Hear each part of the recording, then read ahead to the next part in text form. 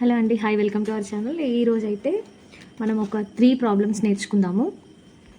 జనరల్గా అంటే మనకి టెట్లో కానీ సీటెట్లో కానీ డిఎడ్ ఎంట్రన్స్లో వచ్చే క్వశ్చన్స్ ఒక 3 ఇంపార్టెంట్ క్వశ్చన్స్ అనిపించినవి నేను రాసాను అనమాట. అవి మనం ఒకసారి చేద్దాం. ఇప్పుడు యాక్చువల్గా ఈ క్వశ్చన్ చూడండి, నేను తెలుగులో కూడా ఎక్స్ప్లెయిన్ చేస్తాను.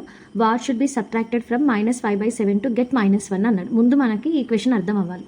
ఏంటంటే అసలు ఈ క్వశ్చన్ మీనింగ్ ఏంటంట, what should be subtracted from అన్నాడు కదా, అంటే ఈ -5/7 నుండి మీరు ఏదో ఒక నెంబర్ని తీసేస్తే మీకు ఆన్సర్ -1 రావాలంట. ఇప్పుడు దాన్ని ఎలా రాస్తాము? What should be subtracted from -5/7 అంటే ఇలానేగా రాస్తాం. ఎక్స్ అనే నెంబర్ని -5/7 నుంచి తీసేస్తే మనకంట -1 వస్తుందంట ఆన్సర్. ఇప్పుడు దీన్ని సింప్లిఫై చేసి మనం ఎక్స్ ఆన్సర్ కనుక్కోవాలన్నమాట. అంటే ఎక్స్ వాల్యూ ఎంత వస్తుంది అనేది కనుక్కోవాలి. ఇప్పుడు చెప్పండి, ఇక్కడ ఏం లేదంటే 1 ఉన్నట్టే ఎల్సిఎం చేయడం తెలుసు కదా.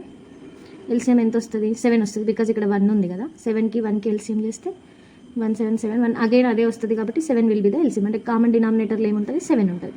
సో దట్ ఇక్కడ -5 -7 x equal to -1. Then now -5 -7 x equal to -7. ఎందుకు ఈ 7ని అటు తీసుకెళ్ళాలన్నమాట. సో దట్ అది -7 అయింది. సో ఇప్పుడు ఈ -5 ఇక్కడే ఉంచండి. ఆ +7 -7 ఇటు తీసుకొస్తే +7 అవుతుంది. ఈ -7x అటు తీసుకెళ్తే 7x. ఇప్పుడు చెప్పండి, -5 +7 ఉంది కదా, ఆన్సర్ ఏమవుతుంది? 2 అవుతుంది. మరి అంటే ఈ చిన్నది మీకు అర్థమవుతుంది కదా, మనం ఇంటీజర్స్లో నేర్చుకుంటాము. సో ఇక్కడ ఏమైంది? 7x ఉంది. మనకు కావాల్సింది ఏ వాల్యూ? X value. కాబట్టి ఎక్స్ని అక్కడే ఉంచి 7 ఇటు తీసుకురండి. x equal to 2/7. మనకు ఆప్షన్స్లో ఆన్సర్ ఉందా? Yes, we have that 2/7. Okay, అర్థమైంది కదా. ఇది ఎక్స్ వాల్యూ ఎంత వచ్చింది మనకి? 2/7. ఈ మోడల్లో ప్రాబ్లమ్స్ అడుగుతాడు. మనం ఇక్కడ ఫస్ట్ క్వశ్చన్ అర్థం చేసుకోవాలి. దెన్ ఆ క్వశ్చన్ అర్థమైతే మనకు ఆటోమేటిక్గా ఆన్సర్ చేయడం ఈజీ అనమాట. ఓకే, దెన్ ఇప్పుడు సెకండ్ క్వశ్చన్ చూద్దాం ఏంటనేది. If A, B and C are different integers such that a less than, b less than, c less than 0, then which of the following statements is true? ఇలాంటి concept oriented questions ఈ మధ్యలో ఎక్కువ అడుగుతున్నారనమాట ఎగ్జామ్స్లో. అంటే మనకి ఆ కాన్సెప్ట్ మీద ఎంత ఐడియా ఉంది, మనం ఎంత చేయగలుగుతాం అనేది ఎక్కువ చూస్తున్నారు. ఇంతకుముందు లాగా క్వశ్చన్స్ డైరెక్ట్గా రావట్లేవండి. ఖచ్చితంగా ఇలా కాన్సెప్ట్ ఓరియంటెడ్ క్వశ్చన్సే అడుగుతున్నాడు. సో అసలు దీని మీనింగ్ ఏంటో నేర్చుకుందాం ఫస్ట్. ఏబిసి అనే ఒక 3 ఇంటీజర్స్ ఉంటాయి, తెలుసు కదా. ఏమంటాం వాటిని? పూర్ణాంకాలు అంటాం అనుకుంటా తెలుగులో. అంటే మైనస్ వాల్యూస్ ఉంటాయి, ప్లస్ వాల్యూస్ ఉంటాయి, ఇంక్లూడింగ్ విత్ 0 ఉంటుందన్నమాట. వాటిని మనం ఇంటీజర్స్ అని అంటాం. అయితే ఇక్కడ మనకు మెయిన్ కండిషన్ ఏంటంటే a less than, b less than, c less than 0. అంటే ఇక్కడ a, b, c అనే ఈ 3 వాల్యూస్ కూడా 0 కంటే తక్కువ అవ్వాలి. మనకు అర్థం అవ్వాల్సింది అది. సో ముందు చెప్పండి, ఇప్పుడు 0 కంటే ఆల్ నెగిటివ్ వాల్యూస్ అనేవి చిన్నవి, అంతే కదా. ఇవన్నీ కూడా చిన్నవి అవుతాయి 0 కంటే. ఒకవేళ -1000 ఉన్నప్పటికీ అది 0 కంటే చిన్నది అన్నట్టే. ఎందుకు చిన్నదైంది? దీనికి వాల్యూ ఏముంది? ఇక్కడ సైన్ ఏముంది? మైనస్ ఉంది. మీది ఎంత పెద్ద వాల్యూ అయినప్పటికీ దాని సైన్ మీదనే డిపెండ్ అయి ఉంటుంది అనమాట. ఎగ్జాంపుల్, ఇప్పుడు -1000 ఉంది, లెస్ దాన్ 100. ఇది కరెక్ట్ అయిన స్టేట్మెంట్. 100 కంటే -1000 అనేది చిన్నది అని చెప్తున్నాను నేను. కరెక్ట్. ఎందుకంటే ఇక్కడ మైనస్ సింబల్ ఉంది కాబట్టి ఈ 1000 అనేది ఈ 100 కంటే కూడా చిన్నది. ఈ సైన్ అనేది చాలా క్రూషియల్ రోల్ ప్లే చేస్తుంది అనమాట. ఇప్పుడు ఈ స్టేట్మెంట్ మీద మనకి క్వశ్చన్ ఇచ్చింది. A less than, B less than, C less than 0. 0 కంటే తక్కువ అవ్వాలి. అందులో ఏ అనేది బి కంటే చిన్నది అవ్వాలి, సి అనేది బి కంటే పెద్దది అవ్వాలి. ఓకేనా? B less than C, C కంటే బి చిన్నది, A less than B, B కంటే ఏ అనేది చిన్నది. అయితే ఇప్పుడు మీరు ఇంటీజర్స్ ఏవైనా ఇంటీజర్స్ తీసుకోండి, దట్ ఈస్ యువర్ విష్. అంటే మైనస్ వాల్యూస్లో ఉండాలి. సో 0 కంటే ఎవరు చిన్న? ఓకే, ఇక్కడ చూడండి ఏమన్నాడు? ఏ లెస్ దాన్ బి, బి అంటే సి కంటే బి చిన్నది, బి కంటే ఏ చిన్నది అన్నాడు. అంటే వాల్యూస్ ఏం కావాలి? ఇక్కడ -1, ఇక్కడ -2, ఇక్కడ -3 తీసుకుంటాను. ఎలా చూడండి, -2 లెస్ దాన్ -1 కదా.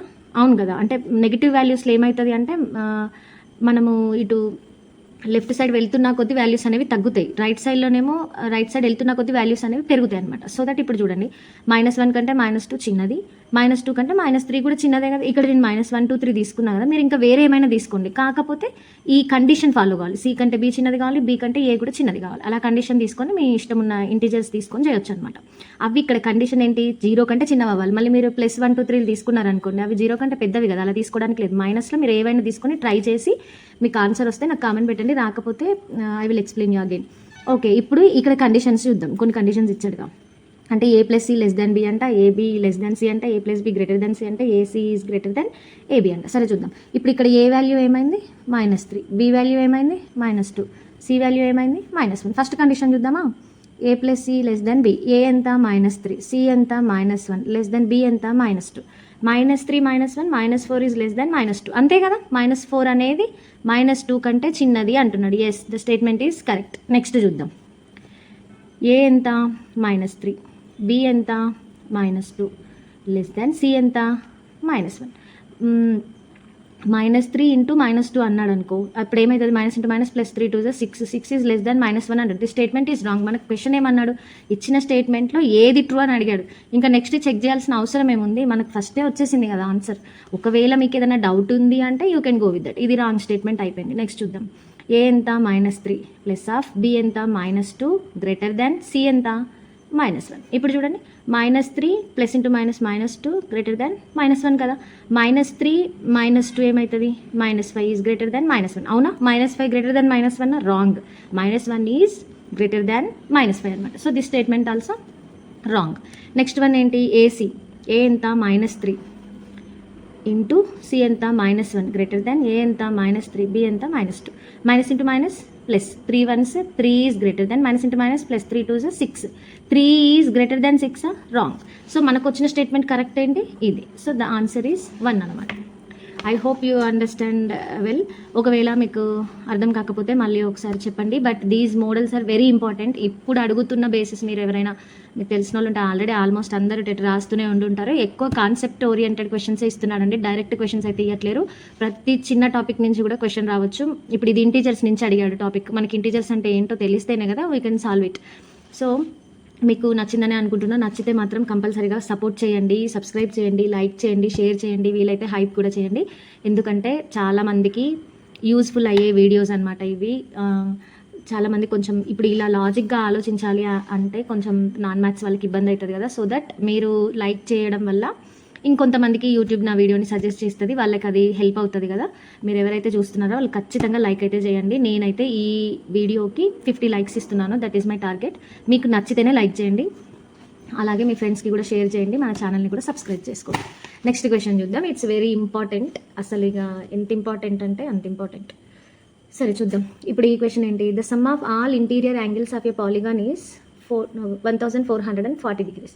The number of sides of the polygon is. అసలు ముందు పాలిగాన్ అంటే ఏంటో తెలుసుకుందాం. పాలిగాన్ అంటే ఏంటి, ఏ closed figure which has more than 3 sides అనమాట. ఏదైనా ఒక క్లోజ్డ్ ఫిగర్ అది 3 sides కంటే ఎక్కువ కలిగి ఉంటే we call that is a polygon. Okay, closed figure అయి ఉండాలి, దాని అన్ని సైడ్స్ కూడా క్లోజ్ అయి ఉండాలి, ఆ సైడ్స్ కూడా మోర్ దాన్ 3 ఉండాలి. So we call those are polygons అనమాట. ఓకే, సో పాలిగాన్స్ అన్నీ ఉంటాయి తెలుసు కదా. 4 ఉంటే క్వాడ్రిలేటరల్ అంటాం, 5 ఉంటే పెంటగాన్ అంటాం, 6 ఉంటే హెక్సాగాన్ అంటాం, 7 ఉంటే సెప్టగాన్ అంటాం, 8 ఉంటే అక్టగాన్ అంటాం, 9 ఉంటే నానోగాన్ అంటాం, 10 ఉంటే డెక్కగాన్ అంటాం. సో ఇప్పుడు మనం ఇక్కడ ఇది అంటే దీనికి ఎన్ని సైడ్స్ ఉన్నాయి, బేస్డ్ ఆన్ సైడ్స్ మనం పాలిగాన్స్కి నేమ్ ఇచ్చుకుంటాం అనమాట. ఇప్పుడు ఇది ఏ పాలిగాన్ అనేది మనం చేసి చెప్తాం. అయితే we have directly A formula. అంటే ఇట్లాంటి క్వశ్చన్స్కి మనకు ఆల్మోస్ట్ ఫార్ములాస్ ఉంటాయండి. దీనికి ఇట్లా ఇంటీరియర్ యాంగిల్ అని అడిగినప్పుడు సమ్ ఆఫ్ ఇంటీరియర్ యాంగిల్స్ అన్నప్పుడు we have a formula that some of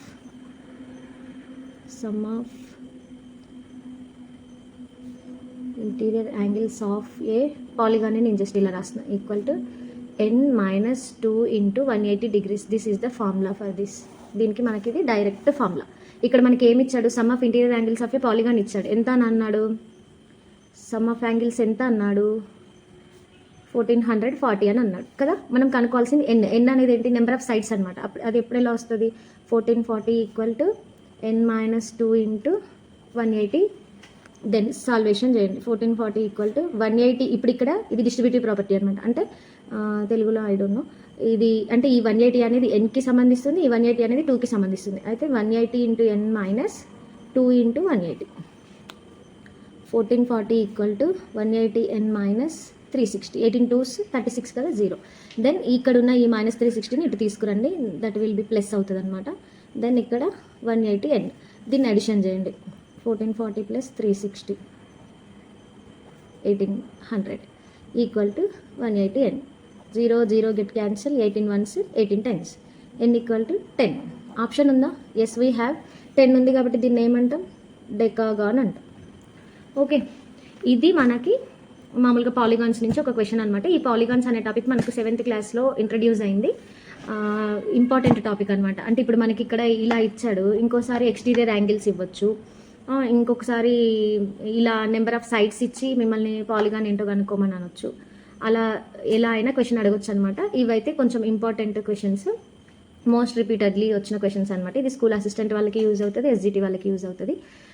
so మీకు నచ్చిందని అనుకుంటున్నాను. నచ్చితే మాత్రం please like, share and subscribe. Thank you for watching.